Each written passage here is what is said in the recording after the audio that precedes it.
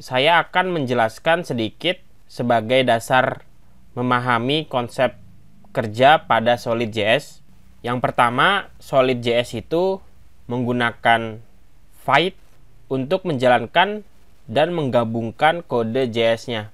Kita tahu bahwa Void merupakan alat bantu yang dapat meningkatkan proses pengembangannya. Saat kalian menerapkan aplikasi dengan Void, kamu dapat melakukan settingan pada file konfigurasinya, namanya void.config. Semua yang dilakukan akan berada di dalam folder src, di mana titik poin aplikasinya berawal dari file index HTML yang menyediakan kerangka HTML dasar dan otomatis dikaitkan dengan index JS-nya. Tentu di dalam index JS dia mengimpor dan merender sebuah komponen utama namanya app. Tampilan komponennya seperti yang kita lihat di layar browser. Jadi app diimpor, lalu dirender dan dimasukkan ke dalam ID HTML-nya. Makanya komponen utamanya ditampilkan dengan baik. Kalau kamu buka dokumentasi lanjutannya, maka di sini kalian akan belajar cara membangun user interface dengan menggunakan sistem komponen. Apa itu komponen? Jadi komponen ini adalah sebuah function biasa yang mendefinisikan bagian antarmuka dari pengguna, habis itu disusun dan dibentuk menjadi aplikasi yang solid atau aplikasi yang utuh. Mari coba membuat komponen pertamamu. Katakanlah komponen tersebut hanya akan menampilkan pesan hello world ke layar. Untuk melakukan hal tersebut, kita perlu membuat sebuah file. Jadi silakan buka projectnya lagi di dalam folder src, klik kanan, new file, namanya hello world.jsx. Ingat, kalau kamu mengenerate starter template berbasis TypeScript, maka extensionnya nanti .tsx. Jika sudah, buat file baru di folder src, kemudian tulis kodenya di sini dengan membuat sebuah function namanya hello world yang mereturn sebuah pesan. Pesannya adalah hello world. Ada beberapa hal yang perlu kalian perhatikan dalam membuat sebuah komponen. Yang pertama, pemberian nama komponennya, yaitu dengan menggunakan huruf kapital di awal kata, dan biasanya kalau mengandung dua kata atau lebih dibuat dengan penulisan Pascal case.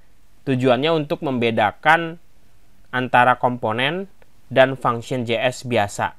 Kemudian yang kedua, komponen itu mengembalikan sebuah konten berupa HTML yang kita sering sebut sebagai kode JSX. Makanya di sini pesannya harus dibalut HTML div sebagai pembungkus. Sampai sini komponennya sudah siap, komponen sederhana. Sekarang tugas berikutnya adalah menggunakannya atau menampilkannya. Caranya cukup kalian ekspor function komponennya dengan keyword ekspor. Dengan begitu kamu sudah bisa langsung mengimpor ke dalam app.js. Jadi app.js ini adalah komponen utama. Tulis saja di bagian paling atas, kita impor komponennya dari /hello world.jsx. Jadi prompt di sini adalah lokasi alamat komponennya berada. Jadi kalau kamu buat sebuah folder, tinggal disesuaikan saja. Nanti pada akhirnya nama komponennya harus kita cetak atau kita render seperti elemen HTML lainnya. Saya akan coba tampilkan di sini. Untuk HTML sebelumnya bisa kalian hapus semua. Saya akan coba tulis welcome, lalu di bawahnya ada komponen buatan yang sudah siap untuk dirender. Cukup seperti ini. Harusnya ketika kalian menjalankan kembali aplikasinya, npm run dev berjalan di localhost 3000, void-nya akan lakukan building, dan kita reload halamannya, maka komponen pertama kita sudah berhasil ditampilkan. Yang lebih kerennya lagi, kalian bisa guna ulang komponen tersebut dengan menampilkannya berkali-kali. Jadi kalian bisa copy seperti ini, dan hasilnya sebagai berikut. Seperti yang sudah kita pelajari, komponen solid itu mereturn sintak JSX yang mirip dengan HTML, tapi bedanya HTML-nya itu ada di dalam kode JavaScript. Nah, itulah yang dinamakan dengan konsep JSX. Tentu konsepnya sangat sederhana. Pada kasus ini JSX-nya hanya mengembalikan elemen div dengan teks hello world. Kalian pun bisa memberikan kekuatan lebih seperti menambahkan style secara inline ke dalam elemen tersebut. Seperti pada tutorial kali ini, yaitu panduannya. Jadi kalian boleh copy. Ini kita kembalikan ke awal. Kita akan cetak satu saja. Lalu tambahkan atribut style dengan properti CSS-nya. Berikan background warna biru dan warna putih untuk tulisannya. Kurang lebih seperti ini. Berbeda apabila kamu mencobanya dengan membuat sintak JS function, di mana kamu perlu membuat sebuah dokumen create element. Kita buat elemen div, elemennya akan diberikan style yang sama seperti yang sudah dilakukan pada JSX. Tapi tidak hanya itu, JSX juga menjadi lebih powerful karena kamu bisa saja menuliskan sebuah expression dengan membuat sebuah variabel data untuk mewakili konten tulisannya. Jadi saya akan coba pindahkan stylingnya ke dalam komponen terpisah. Saya tampilkan di sini. Lalu ada sebuah data, misalnya const name, isinya solid. Kemudian tulisan ini harus kita ganti jadi tanda kurung kurawal agar namanya bisa kita cetak dengan baik. Jadi sintak kurung kurawal ini sintak untuk membuat sebuah konten menjadi lebih dinamis sesuai dengan data yang kamu buat. Atau kalian juga bisa menentukan sebuah atribut, katakanlah atribut style, dengan membuat sebuah objek data berisi properti CSS. Contohnya seperti ini. Jadi properti-propertinya dikumpulkan menjadi sebuah objek, lalu dirender di dalam kurung kurawalnya. Bisa kita simpulkan bahwa sintak JSX adalah HTML yang deklaratif, dinamis, dan powerful. Tentu di tutorial berikutnya, kalian akan mempelajari sistem reaktif yang digabungkan dengan event handling. Ada satu aturan saat kalian menggunakan JSX, di mana fungsi komponennya hanya harus mengembalikan satu elemen saja. Contohnya kalian ingin ada beberapa elemen HTML di dalamnya supaya JSX-nya valid, maka gunakan elemen div untuk membungkus elemen di dalamnya.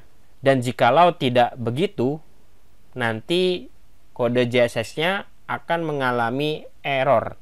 Misalnya kalian menuliskan seperti ini tanpa ada div sebagai pembungkusnya, maka kode JSX-nya tidak valid. Nanti aplikasinya akan mengalami error. Yang saya mau jelaskan di sini adalah selain menggunakan div saat merender kumpulan elemen DOM, kalian bisa menggunakan sintak fragment, yaitu pakai sintak kurung siku tanpa ada namanya. Penulisan seperti ini adalah JSX yang valid dan cocok untuk dirender.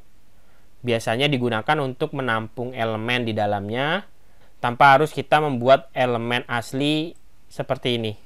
Kemudian perlu kalian catat juga bahwa JSX bukan bagian dari standar JavaScript. Oleh karena itu, JSX tidak dapat dijalankan melalui browser. Solid.js dan kerangka kerja lainnya menggunakan konsep JSX mengharuskan kode JSX-nya dijalankan melalui compiler, khususnya seperti Babel. Tapi karena kalian generate pool dari template, starting template-nya sudah ada, makanya semuanya sudah berjalan dengan lancar. Dan ingat bahwa nama fungsi komponen harus menggunakan huruf besar agar compilernya dapat memahami perbedaan antara elemen DOM yang asli dengan elemen HTML yang kalian ekspor dan kalian buat sendiri. Satu lagi sebelum saya akhiri, bagaimana cara komponen aplikasinya kita buat dan bisa dirender pada halaman browser. Jadi pada saat kalian akses pertama kali melalui localhost 3000, sebenarnya Solid.js itu meload dokumen HTML yaitu index, di mana elemen HTML-nya ini diberikan ID yang namanya root. Nanti semua komponen terkait aplikasi akan dirender ke dalamnya dengan menjalankan sebuah metode render. Karena indeks itu dikaitkan dengan index.js, maksudnya indeks HTML diinkludkan ke index.js, maka index.js lah yang akan bertanggung jawab memanggil dokumen rootnya, lalu merender komponen app untuk dimasukkan ke dalam root HTML-nya. Kurang lebih seperti itu. Fungsi rendernya juga harus kalian impor karena dia adalah sebuah metode dari Solid.js-nya, basisnya web. Tidak hanya itu, index.js juga mengimpor CSS secara global. Kalau sudah seperti ini, maka nanti CSS yang kamu tuliskan di sini akan mempengaruhi semua komponen-komponen yang kamu buat. Untuk yang lainnya, sebagai pengecekan, kalau root elemennya bukan instansiasi HTML, maka nanti tolong berikan pesan error ke pengguna bahwa root elemen HTML-nya tidak ditemukan. Untuk yang kayak package.json, node modules, sudah pernah saya bahas ketika belajar React atau Vue.js, basisnya CLI, di mana package.json ini adalah informasi atau deskripsi tentang aplikasi yang sedang kalian garap. Ada dependensiesnya sudah disiapkan, lalu dimasukkan ke dalam node modules. Nanti kalau ada gambar, kalian juga bisa masukkan ke dalam folder aset, lalu diimpor seperti biasa. Tidak ada yang aneh struktur foldernya, jadi sama seperti JavaScript framework lainnya. Cukup sekian penjelasan singkat, kita akan coba ketemu di video berikutnya.